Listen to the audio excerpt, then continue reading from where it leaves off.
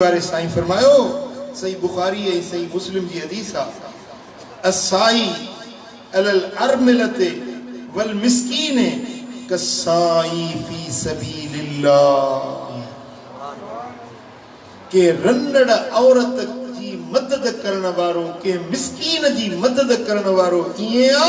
जी मुजाहिद अल्लाह जे रस्ते में जिहाद में वने उन जी मदद करण वारे के जो अजर मिलंदो सो मिस्कीन ऐ रन्नड़ औरत जी मदद करण वारे के उहो ही अजर।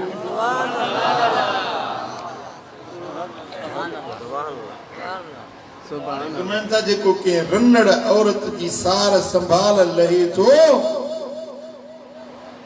वो इया जे मुजाहिद जंग जे मैदान में काफरन से लड़ाई करे जेको अजर मुजाहिद के मिलंदो सो बेवा औरत जी संभाल लहण वारे के भी मुजाहिद वारो सागो अजर।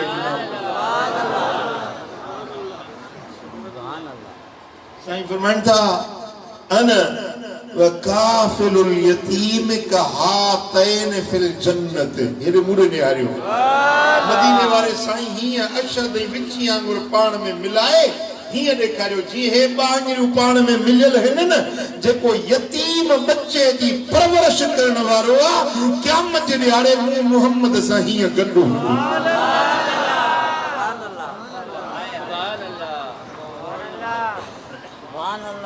केड़ो उम्मती आ जेको न चाहींदो तो पंहिंजे नबी सां गॾु हुजे केंजी चाहता चाहियो था मदीने वारे सां ही गॾु हुजे हाय हाय हाय इश्क वारा मोहब्बत वारा त छा चवंदा आहिनि हिन साहिबे क़ब्र हिन साहिबे मज़ार का पुछ त मुस्तफा जो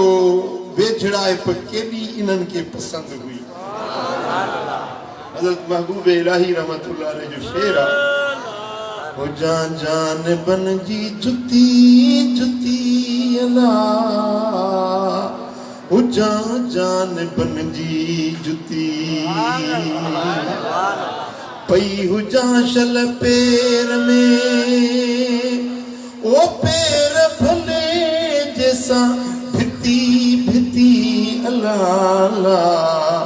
हो जा जान बन जी जुती हो पई हो जाओ न जाए ते अल्लाह जाए जुतने जी जिते जिते अल्लाह हो जा जान बन जी जुती जुती हो जा पिरियन जे कदमन सा लगल हो जा महबूब पाना परे न कर इश्क वारा ये चाहिदा है पर खुशखबरी आ उन्हनि उम्मतियुनि जे लाइ जेके यतीमन जी परवरिश करण वारा आहिनि साईं फरमाईंदा ये क़यामत में मूंसां हीअं गॾु हूंदा जीअं ॿांगिरियूं पाण में मिलियूं।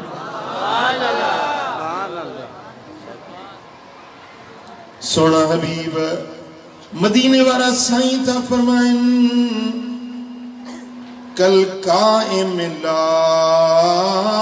युफ्तरो बकसाइम ला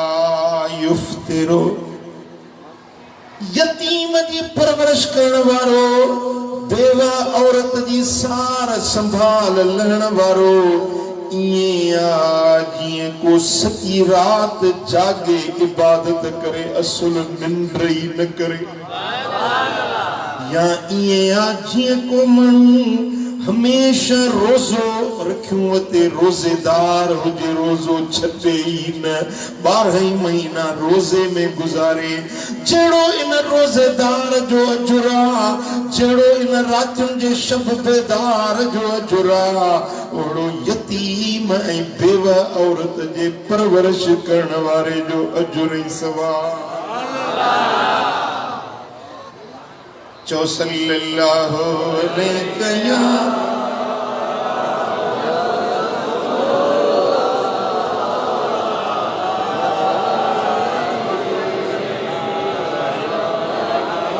साईं फरमाइन था मदीने वारो लजपाल नबी तू फरमाए त जे तव्हां मूंखे राज़ी करण था चाहियो त मिस्कीनन ज़ईफ़न ॾुकड़ियल माण्हुनि में जी ख़िदमत में मूंखे राज़ी कंदा कयो। वॾी ॻाल्हि आहे, इहा कुल अथव जे सम्झ अथव त वॾी ॻाल्हि आहे। साईं फरमाइनि था मूंखे राज़ी करण था चाहियो, कीअं राज़ी कंदा हो? वञो जेके ॾुकड़ियल आहिनि, ज़ईफ़ आहिनि, मिस्कीन आहिनि,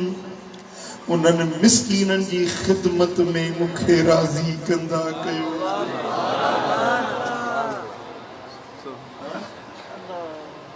सुभान अल्लाह। मदीने जो तो असांखे सभिनी खे शौक़ु आहे,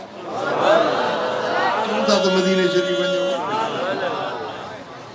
मदीने वारे जो दीदार कयूं, हज़ूर जे दर जी ज़ियारत कयूं। सुभान अल्लाह। साईं फरमाइनि था भली अचो मूं ॾे, पर जे मूंखे राज़ी करणु चाहियो था त पोइ मुंहिंजे उम्मत जा जेके ॾुकड़ियल आहिनि, ज़ईफ़ आहिनि, मिस्कीन आहिनि, कमज़ोर आहिनि, उन्हनि जी ख़िदमत में मूंखे